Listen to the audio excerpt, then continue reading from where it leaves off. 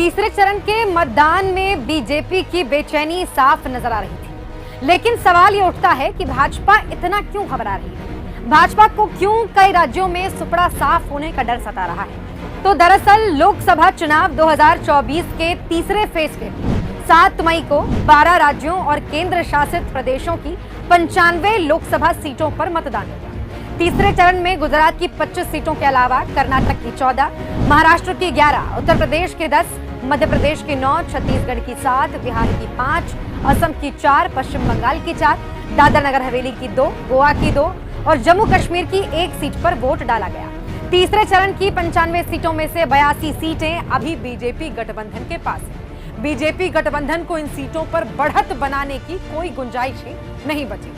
तीसरे चरण की सीटों में गुजरात की 26 में से 26 बीजेपी के पास है, मध्य प्रदेश की 9 में से 9 बीजेपी के पास है, बिहार की 5 में से 5 सीटें बीजेपी के पास है, छत्तीसगढ़ की 7 में से 6 बीजेपी के पास है, कर्नाटक के 14 में से 14 बीजेपी के पास है, उधर महाराष्ट्र में भी 11 में से 9 बीजेपी गठबंधन के पास है, उत्तर प्रदेश की 10 में से 8 बीजेपी के पास है।